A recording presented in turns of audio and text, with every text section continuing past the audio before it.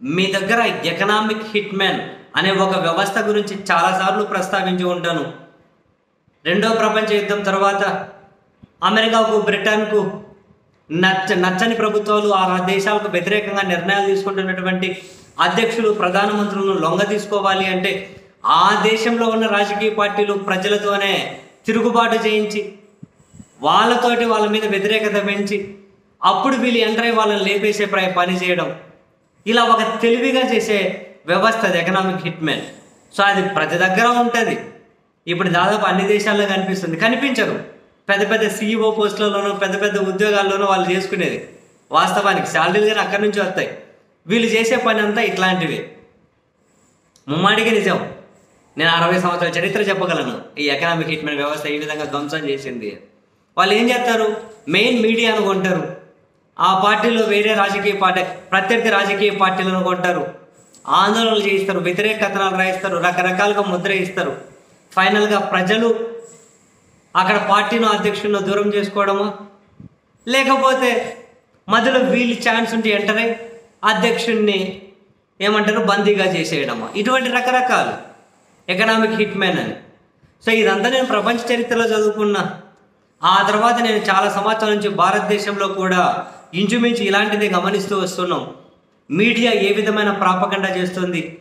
భారతదేశంలో ఒక మీడియా మొత్తం చరిత్రను పూర్తిగా వక్రీకరించుకుంటూ మొత్తం జనాల మధ్య విద్వేషాన్ని రేపుతూ ఏ విధంగా కొన్ని పార్టీల పబ్బం గడుపుకోవడం కోసం వాళ్ళు ఉపయోగపడుతున్నారు అనేది ఆ ఎకనామిక్ హిట్ మ్యాన్ వ్యవస్థ మీద కంప్లీట్ పట్టున్న ఎవరికైనా ఈ మీడియా చేసే పని ఈజీగానే అర్థమవుతుంది. కానీ మనం ఎంత మొత్తుకున్నా నో యూస్. ఎందుకంటే వాళ్ళు ఆ మాయలో జనాన్ని ఆ మాయలో ముంచేశారు, కంప్లీట్గా ఆ మాయలో ముంచేశారు. తేరుకునేసరికి దేశం ఎంత నాశనం అవ్వాలో అప్పటికి అంత నాశనం అయిపోయి ఉంటుంది. ఇంకా అప్పుడు మళ్ళీ మనం వెనక్కి తెచ్చుకుందామన్నాం, కాని పని, అది కుదరని పని. ఆ స్థాయికి వెళ్ళిపోతారు. నేను దేశంలో మీడియాను చూసి కొందరు ఇది వాట్సాప్ యూనివర్సిటీలని, వాట్సాప్ తెలివితేటలు అని చెప్పి ఇంతవరకు ఆగుతున్నారు. కానీ అంతకు మించి ఉంది ఇటువంటి కుట్రలు. ఇవన్నీ అంత క్రూరమైన మైండ్ సెట్ ఉన్నవాళ్ళు, రకరకాలుగా అమ్ముడు పోయిన వాళ్ళు, అందులో అయితే నో డౌట్. అండ్ ఇటువంటి మీడియా మనస్తత్వమే ఆంధ్రప్రదేశ్లో కూడా నాకైతే కనిపిస్తూనే ఉంది. మనం స్పెసిఫిక్గా ఒకరిని అని చెప్పి టార్గెట్ చెప్పి చేయకపోయినా అటువంటి మీడియా జనాలను ఏ స్థాయిలో విషపూరితం చేసిందంటే నిజాలు చెప్పినా జీర్ణించుకునే పరిస్థితి లేరు. వేరే వాళ్ళు చెప్పినటువంటి అబద్ధాలే నిజం అని చెప్పి నమ్మే స్థితికి తీసుకొచ్చారు. కంప్లీట్గా ఒకటే ప్రాపగండా రన్ చేస్తుంటారు. అదిగో అమీర్ సైకో, అమీర్ అమ్ముడు పోయాడు. 5 ఏళ్ళు ఇదే చెప్పాలి. అమీర్ సైకో 5 ఏళ్ళు ఇదే చెప్పాలి. అమీర్ విధ్వంసకారుడు 5 ఏళ్ళు ఇదే చెప్పాలి.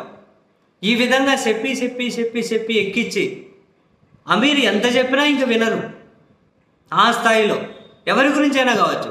ఇప్పుడు జగన్మోహన్ రెడ్డి గారు అదిగో శాడిస్టు విధ్వంసం అంటే రకరకాలుగా ఇంజెక్ట్ చేసేశారు.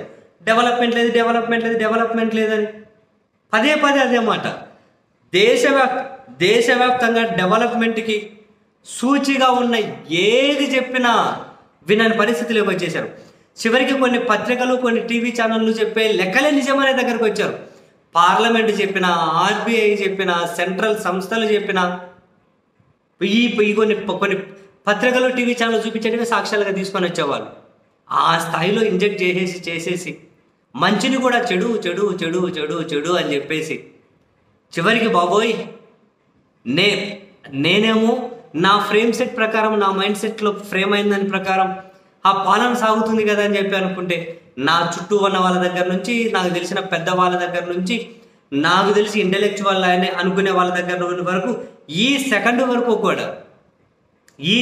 వరకు కూడా చాలా మందిలో వాళ్ళు మంచిగానే ఉంటారు చాలా విషయాల్లో.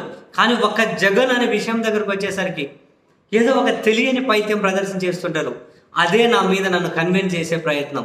అమీర్ నువ్వు తప్పు ఆలోచిస్తున్నావు, నువ్వు ఒకవేళ అమ్ముడు పోతావు, నువ్వు మరొకటి అని చెప్పి మేము ఒప్పుకోం. కానీ నాకు తెలిసిన వాళ్ళు కూడా కానీ నువ్వు తప్పు ఆలోచిస్తున్నావు అంటారు. ఎక్కడ తప్పు ఆలోచిస్తున్నానో నాకు అర్థం కాదు. ఈ సెకండ్ కూడా చెబుతూ ఉన్నారు, అమీర్ నువ్వు ధర్మం వైపు ఉండు, నువ్వు మంచోడివి ధర్మం వైపు ఉండు, నువ్వు మంచోడివి న్యాయం వైపు ఉండు. కౌరవుల వైపు నిలబడ్డ భీష్ముడి లాంటి వాడివి అయిపోతావు నువ్వు.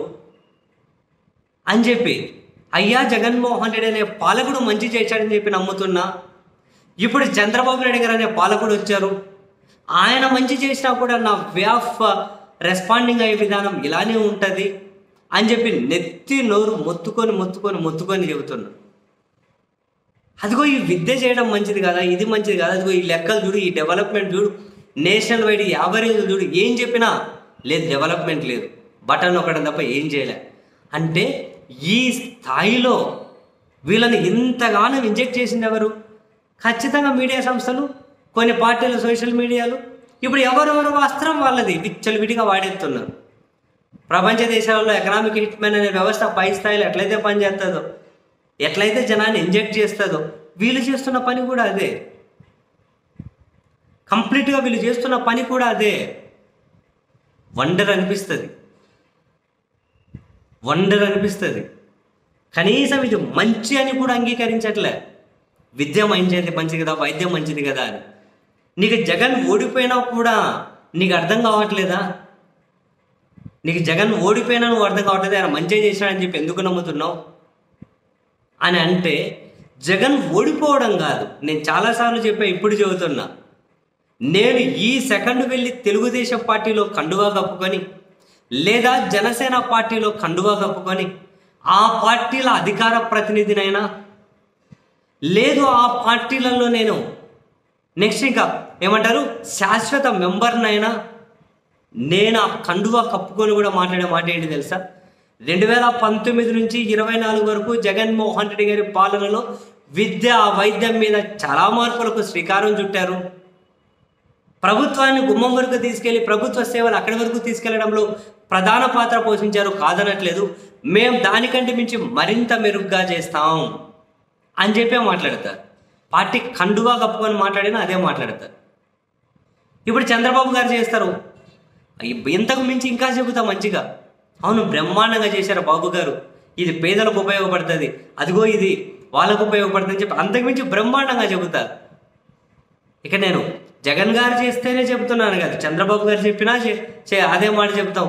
పవన్ కళ్యాణ్, రేపు కేఏపాల్ గారు ముఖ్యమంత్రి ఆ పని చేసినా అదే చెబుతాం. నా అల్టిమేట్గా పేదలకు మంచి జరిగిందా లేదా, జరిగిందని నమ్ముతున్నాం.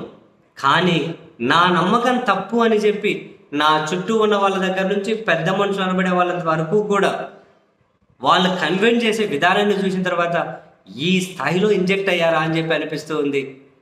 నిజంగా నాకు ఇది ఇంకా ఏమంటారు, ఇది ఒక కంటిన్యూయస్ ప్రాసెస్, ఇది నాకు చాలా కంటిన్యూయస్ ప్రాసెస్. కానీ ఒక వ్యవస్థ, మీడియానా, సోషల్ మీడియానా, మరొకట, అది ఎక్కువ నోరు వేసుకొని పదే ఒకటే అబద్ధాన్ని కూడా ప్రచారం చేసి పచ్చి నిజాలు అని చెప్పి ఏ విధంగా జనాల్లో ఒక అభిప్రాయాన్ని తీసుకురావడంలో విజయవంతమయ్యారో మీరే చూడండి.